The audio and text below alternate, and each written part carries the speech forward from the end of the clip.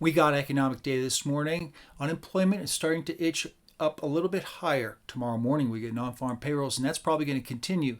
So what's going on? Furthermore, when will the Federal Reserve lower interest rates? I've been saying consistently that I believe a couple things. First and foremost, the Federal Reserve is going to screw this up again. They're slowly going to lower interest rates, and I have a reason why, and that's called housing. 70% of the inflation spike we got was housing. And if you look at the PCE price index, look specifically at housing, and I have that chart I'll show you, it's still above 5% year over year growth.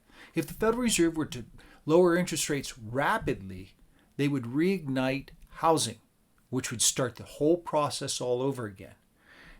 We're going to continue to get data points, unemployment specifically, showing us that the economy is starting to slow down.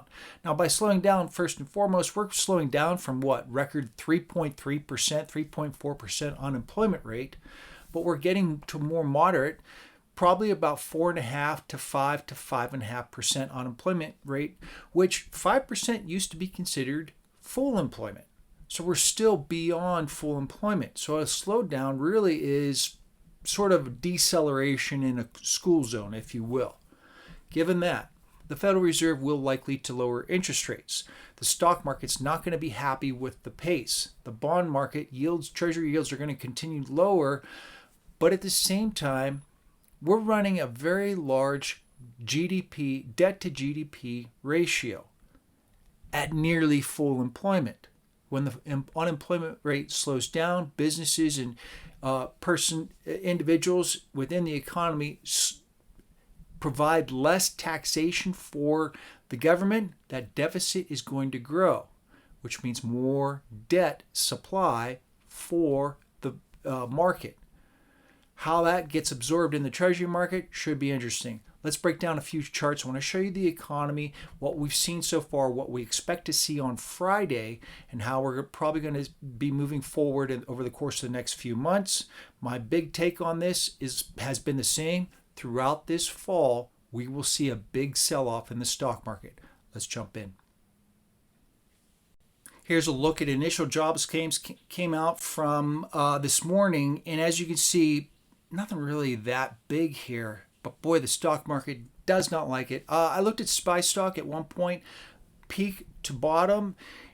It had spiked up about almost to 555, 554, dropping below 542. So that's more than 2% swing right there.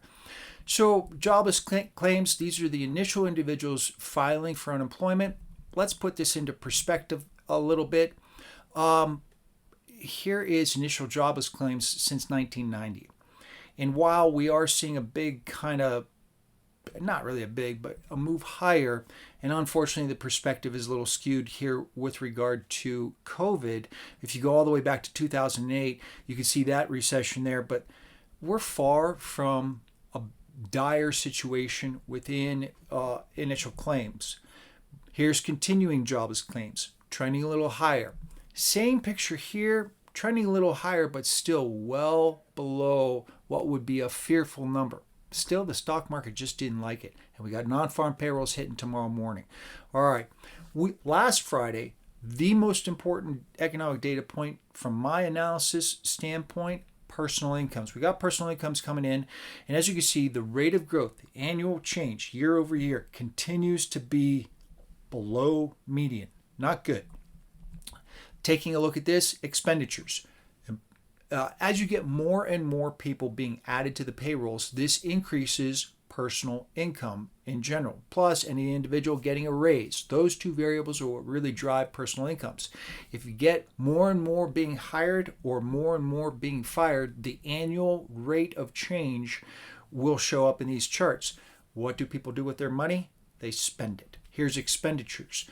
And what do expenditures turn into? Revenues for companies. So we're seeing both these charts below median. Not horrible, but if you're in a situation where your incomes aren't even at the median level and we're seeing more people become unemployed, expenditures will fall. Revenues for companies will follow suit. Income versus expenditures. This chart here shows you the correlation between incomes and expenditures. Again, for me, this is where the demand cycle begins, and I follow this very closely, more so than anything else. PCE core inflation deflator kind of popped up a little bit, 0.18.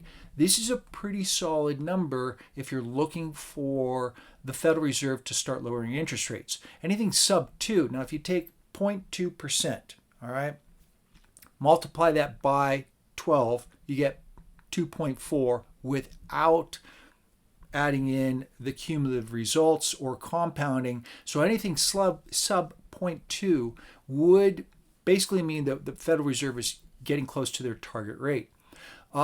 I expect PCE inflation deflator to the core rate to go even further, but it's still not the one thing that I'm really kind of taking a look at. Here's a bigger look at. Those were the month over month, the smaller chart there. That's the month over month change. Here's the overall core PCE inflation deflator. We're getting closer. Expenditures drive prices. As you can see in this chart, they're fairly closely aligned. There's general trends. And if incomes and expenditures continue to decline lower and lower, we will see price pressures moving lower. But this is the big asterisk. Housing inside the PCE inflation deflator. This is going to be the big story. Federal Reserve is going to throw the economy and the market a bone. They're going to probably lower rates. They're teeing it up for September. We'll see what the data looks like. We'll see what unemployment looks like tomorrow. If things start getting ugly, they may be forced to lower interest rates. But this is the reason why the housing PC inflation deflator, still above 5%, is going to be the reason why the Federal Reserve does not just drop their pants on this. Because if they do, what is everybody going to do who's been sitting on the sidelines in the housing market? They're going to enter and drive housing prices up further. 70% of the inflation that we just was forced upon us was driven by housing. So the one thing the Federal Reserve doesn't want to do is reignite inflation by lowering interest rates too fast. This is going to really be a drag on the economy, something I'm kind of taking a look at. Here's a look at the 30-year mortgage rate, and it's certainly off from its most recent highs. But I also want to take a look at this is existing home sales, and since we've gotten much higher inflation numbers, we're seeing mortgage rate numbers. We're seeing existing home sales dropping. So you get a lot of people who are sitting on the sidelines simply because mortgage rates are too high, making buying a house too expensive, cost prohibitive. And this is basically the mortgage rate versus the existing home sales. And you can see kind of the inversion that if mortgage rates were lower, you could see existing home sales moved higher. Now that mortgage rates have pushed up as much as they have most recently, we're seeing existing home sales dropping. If the Fed does lower interest rates rapidly, you'll see existing home sales, if this correlation remains true, which is a negative correlation, you will see a spike back upward in existing home sales. Prices may move as well. That, to me, is not awesome. In the meantime, here's a look at this is SPY stock. Took a look at this earlier. I know it's moved a little bit lower since then. We've basically just wiped out all the gains we saw in the past 2 days after the Federal Reserve meeting.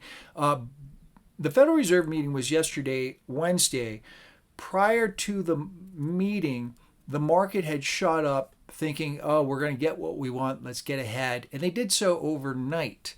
Well, most of that has been wiped out. We're eyeing up Tuesday's close at this point, and it might hit. We'll see. In the meantime, TLT stock. Anybody who's been following me for any period of time, I have moved in heavily back in April into TLT stock. The Federal Reserve will lower interest rates. Awesome. They're probably not going to do so rapidly. So TLT stock, of course, is moving higher and higher. It's broken out of this most recent sort of range, if you will, crossing up to 95. I have been heavily selling puts in options on TLT stock regularly. I'm trying to bring in as much premiums as I possibly can by selling puts, basically saying, if I'm wrong, I'll take the position. You can deliver the position to me because I will use that as a buy level for TLT stock. Basically, I'm moving in with the concept that over a longer period of time, between now and say 18 months from now, TLT stock moves above 110, 115, 120, pushing maybe 125 to 130, 135. That's an extreme. I'll have taken profits along the way, but a big chunk of what I do is also options trading, and I'm going to probably be getting into options, selling more and more puts whenever I can. Today's not that day. If we see any kind of pullback on TLT stock, I'm going to jump in there and sell those puts. But I did mention sort of an X factor, asterisk, if you will, debt to GDP. There's going to be so much supply, which will push price lower. And this is going to put the Federal Reserve in kind of an interesting situation as well. On the one hand, they're looking at housing prices. On the other hand, there's just a tremendous amount of supply. How this plays out, it's not going to be a straight line. Pump your brakes if you think this is just going to go straight to the moon, because for me, my analysis, nope, not even. We're going to see a slow, gradual move. You're going to see a bunch of choppy movements here and there. Regardless, the long-term eventuality is TLT stock does move higher over a period of time, choppily. And a lot of market participants are probably going to be frustrated with the fact that the Federal Reserve is not moving interest rates initially as fast as the market might want. Make sure to hit that like and follow button. I did a write-up on this. Link to my Substack articles are down below. You might want to read this. We'll see you in the next video.